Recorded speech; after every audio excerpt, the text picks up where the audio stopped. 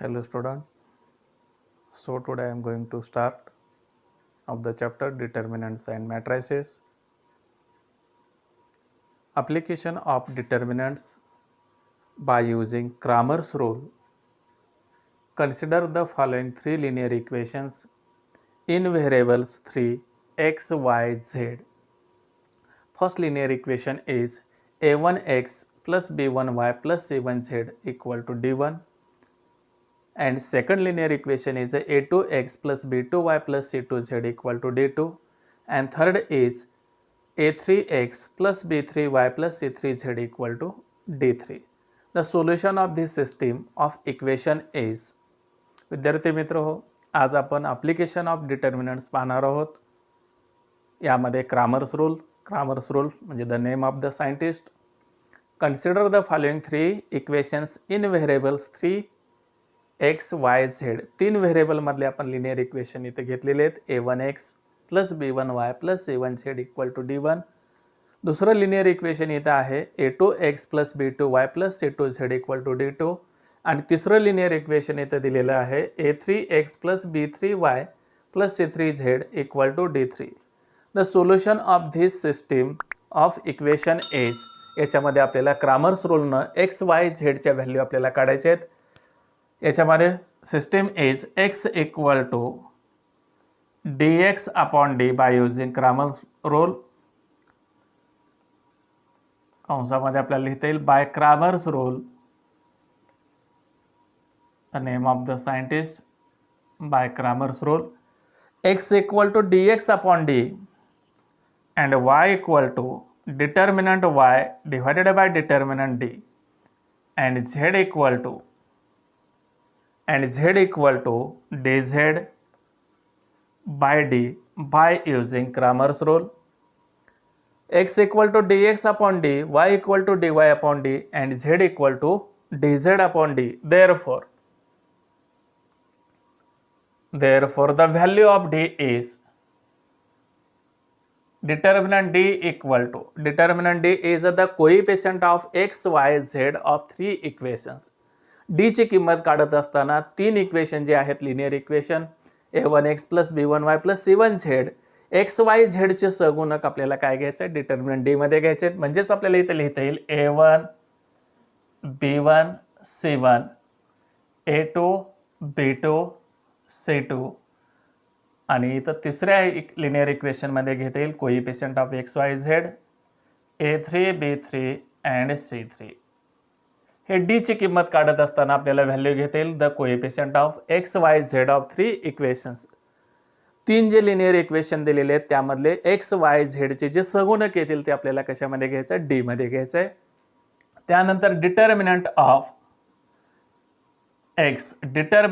X म्हणजे dx काढत असताना coefficient of y and z म्हणजे y चे सगुणक इथे लिहिता येईल आपल्याला b1 b2 b3 आणि z चे सगुणक लिहिता येईल c1 c2 c3. तिन्ही इक्वेशन मधले आपण y चे सगुणक घेतले आणि z चे सगुणक घेतले. dx काढत असताना तिथे मात्र x चे सगुणक येणार नाही, त्या ठिकाणी कॉन्स्टंट टर्म येतील d1 d2 and d3.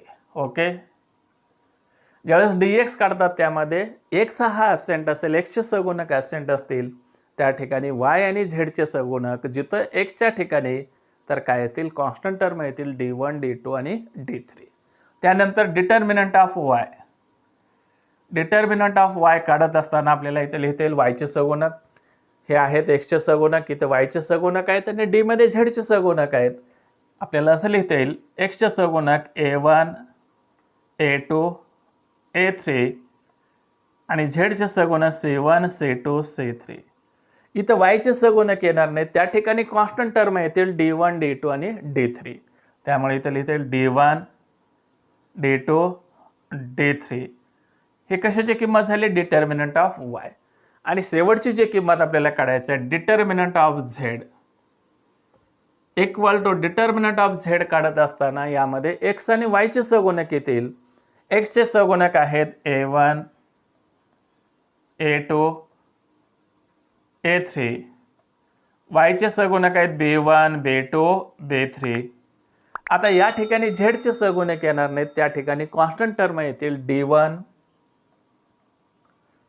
D2 D3. D काढत असताना coefficient of x Y Z of 3 equations, 3 linear equation मधले एक्स वाय झेडचे सगुणक येतील डी मध्ये A1 B1 C1 A2 B2 C2 A3 B3 C3. dx काढत असताना मात्र x चे सगुणक येणार नाहीत, त्या ठिकाणी काय येतील कॉन्स्टंट टर्म येतील D1 D2 D3. y चे सगुणक आणि z चे सगुणक ॲज इट इज येतील.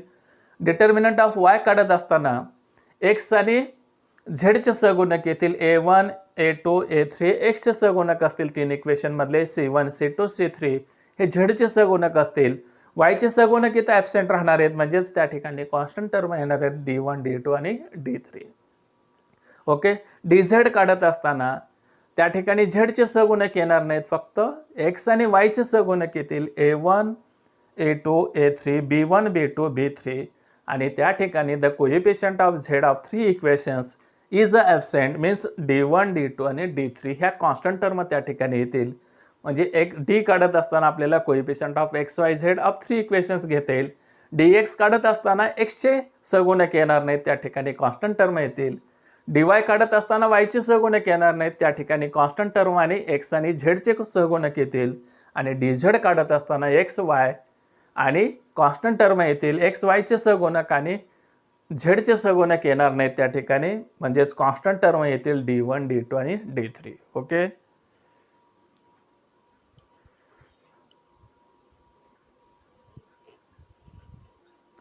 विद्यार्थी मित्र, हा ॲप्लिकेशन ऑफ डिटर्मिनंट मध्ये आपण क्रामर्स रूल यामध्ये डी ची किंमत कसं काढायचं पाहिलं, dx कसं घ्यायचं, dy कसं घ्यायचं आणि dz कसं घ्यायचं आपण पाहिलेलं आहे.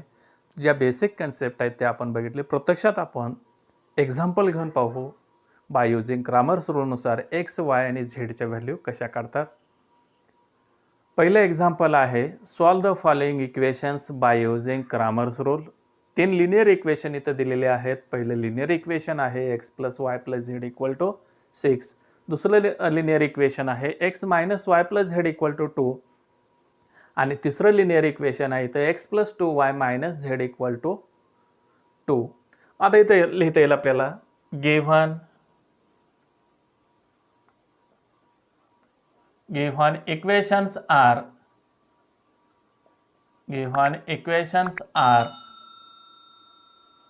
पहिलं जे लिनियर इक्वेशन आहे x + y + z = 6. Second linear equation आहे x - y + z = 2. आणि तिसरं लिनियर इक्वेशन आहे इथं x + 2y - z = 2. 3 linear equations आहेत, 3 व्हेरिएबल आहेत इथं x y आणि z. ओके. याच्यामध्ये आपल्याला डी ची किंमत घ्यायचा. डिटर्मिनंट डी म्हणजेच काय असेल, coefficient of x Y Z of 3 equations म्हणजे A1 B1 C1 A2 B2 C2 A3 B3 आणि C3. डी मध्ये मात्र काय येतील coefficient of x Y Z of 3 equations. Okay. आता यामध्ये डी ची किंमत काढायच्या. 3 लिनियर इक्वेशन्स आहेत x + y + z = 6. This is the first linear equation and second is x - y + z = 2 and third is x + 2y - z = 2. Therefore d is the coefficient of x is 1, coefficient of y is a 1 and coefficient of z is a 1. 1 1 1. Coefficient of x is a 1, coefficient of y is a -1 and coefficient of z is a 1. Coefficient of x is a 1, coefficient of y is a 2 and coefficient of z is a -1. The value of d means determinant d equal to 1 1 1. This is the first row. 1 - 1 this is the second row and 1 2 - 1 this is the third row. Therefore आता d ची किंमत आपण काढून घेऊ. पहिल्याला select करा. 1 is selected leaving of first row first column.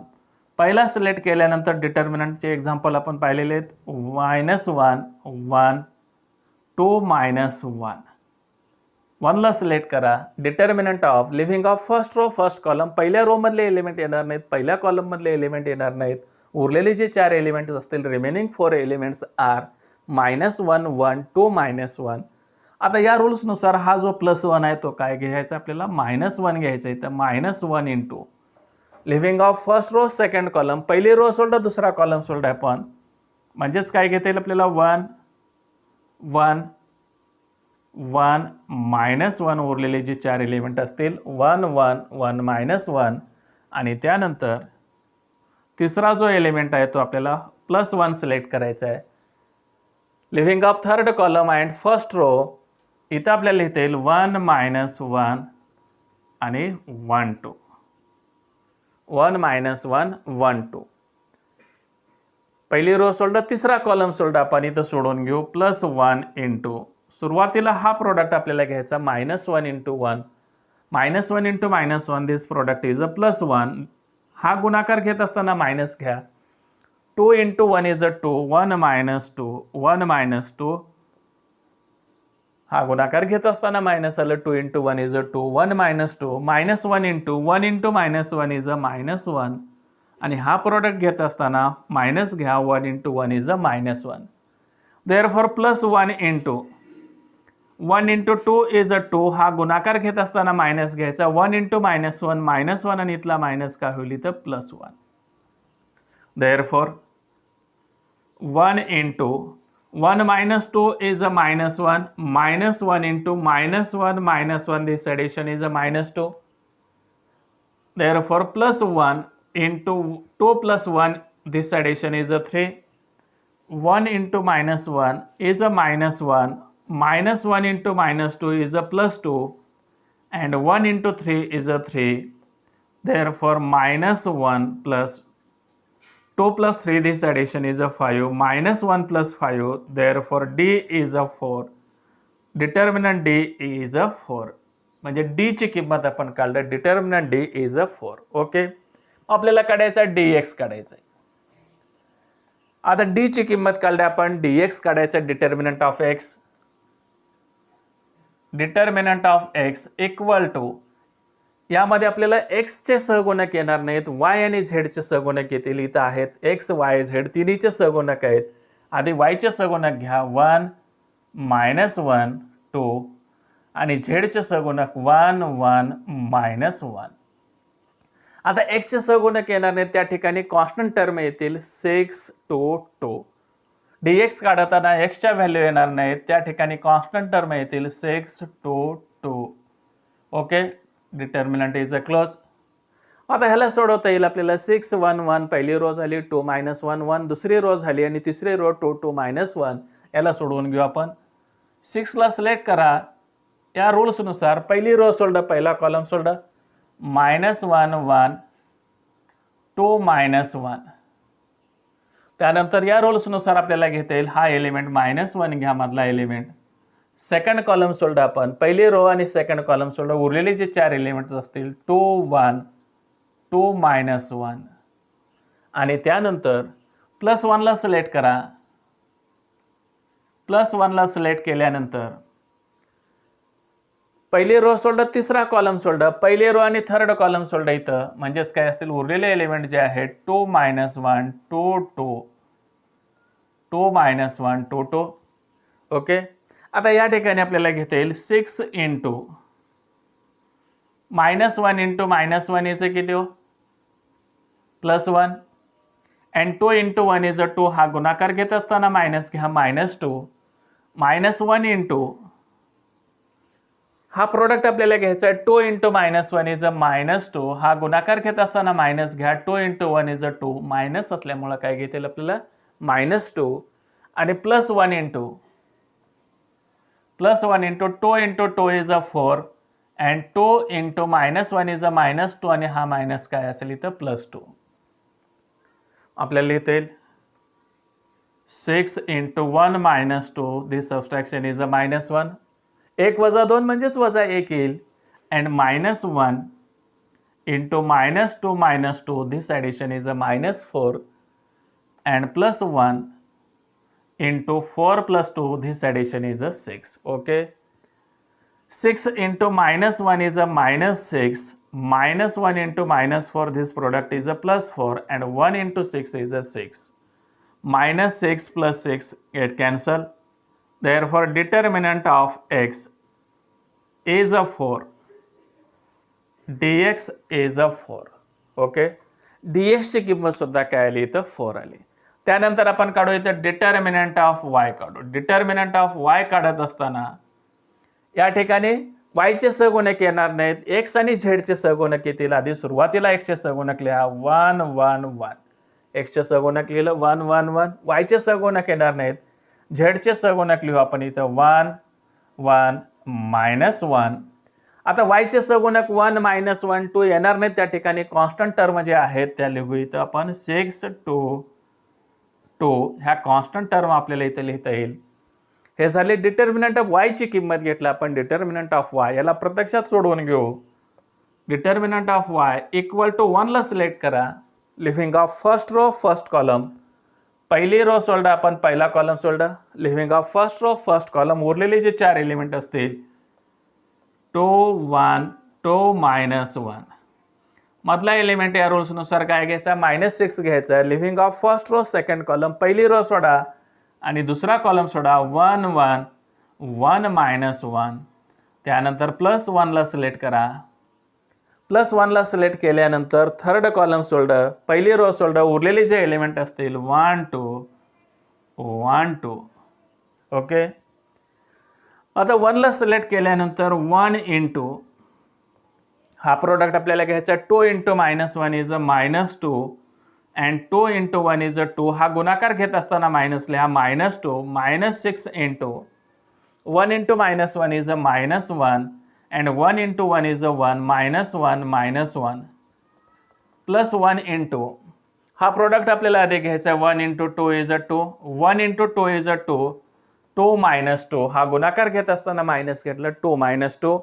therefore 1 into -2 -2 this addition is a -4 and -6 into -1 -2 this addition is a -2 and +1 into 2 -2 is a 0. Therefore 1 into -4 is a -4, -6 into -2 this product is a +12 and 1 into 0 is a 0. Therefore determinant of y equal to -4 + 12 is 8. -4 + 12 म्हणजेच काय असेल, अधिक 8 येईल. -4 + 12 this value. Determinant of y is 8. आणि लास्टची जी किंमत आपल्याला काढायचा determinant of z equal to, या ठिकाणी काय येतील, कोइफिशियंट ऑफ x आणि y चे सहगुणक येतील. इथे लिहू आपण 1 1 1. x चे सहगुणक लिहिलं, y चे सहगुणक 1 -1 2. z चे सहगुणक येणार नाही, त्या ठिकाणी कॉन्स्टंट टर्म येतील 6 2 2 6 2 2. आता डिटर्मिनंट z आपल्याला काढायचं, इथे काढून घेऊ. Determinant z dz equal to 1 ला सिलेक्ट करा. 1 ला सिलेक्ट केल्यानंतर पहिली रो सोडा, पहिला कॉलम सोडा 1 2 2 2. मधला एलिमेंट मायनस घ्या. सेकंड कॉलम सोल्डा, पहिली रो सोल्डा, इथे घेता येईल आपल्याला 1 2 1 2 आणि त्यानंतर +6 इंटू थर्ड कॉलम सोल्डा, पहिली रो सोडलेली आहे इथं, म्हणजेच 1 -1 1 आणि 2 इथलं एलिमेंट. आता इथे लिहिता येईल आपल्याला 1 ला सिलेक्ट केल्यानंतर 1 इंटू -1 इंटू 2 -2 हा गुणाकार घेत असताना मायनस घ्या. 2 into 2 is a 4, 1 into -2 -4 -1 into 1 into 2 is a 2, 2 into 1 is a 2, 1 into 2 2 हा गुणाकार घेत असताना मायनस घ्या. 1 into 2 is a -2 and +6 into 1 into 2 is a 2, 1 into -1 आणि इथला मायनस काय होईल इथं +1. Okay, therefore 1 into -2 -4 this addition is a -6. 1 into -2 -4 this addition is a -6 and -1 into 2 -2 2 -2 this subtraction is a 0, 2 -2 is a 0 and +6 into 2 + 1 this addition is a 3. याला लिहिता येईल 1 into -6 is a -6, -1 into 0 is a -0 and 6 into 3 is a 18. Therefore, -6 plus 18, this subtraction is a 12. Determinant dz is a 12. dz equal to 12, dy equal to 8, dx equal to 4, and d equal to 4. By using Cramer's rule, by Cramer's rule, आता Kramers रूलनं विद्यार्थी मित्र आपल्याला x आणि Y झेडच्या value काढायचे आहेत by using Cramer's rule. X equal to आपण 10वीला सुद्धा बघितलेल्या by using Cramer's rule. X equal to आपल्याला फॉर्म्युला लिहिता X equal to D X upon D. Y equal to आपल्याला फॉर्म्युला घेता येईल डी वाय अपॉन डी. आणि झेड इक्वल टू फॉर्म्युला घेता येईल डी झेड अपॉन काय असेल तर D. X equal to D X upon D. D X upon D, D एक्सची किंमत आहे 4, डीची किंमत 4, 4 डिवायडेड बाय 4 म्हणजेच एक्सची किंमत किती निघाली 1. Okay. D X upon D, the value of D X is a 4, डीची किंमत 4 आली, 4 divided by 4 is a 1. Y equal to D Y upon D, D वायची किंमत किती 8, डीची किंमत किती 4, 8 डिवायडेड बाय 4, 4 2 जा 8, वायची किंमत किती निघाली 2. आणि last is Z equal to D Z upon D. D झेडची किंमत निघाली 12 डिवायडेड बाय डीची किंमत किती 4, 4 3 जा 12 म्हणजेच झेडची किंमत किती निघाली 3.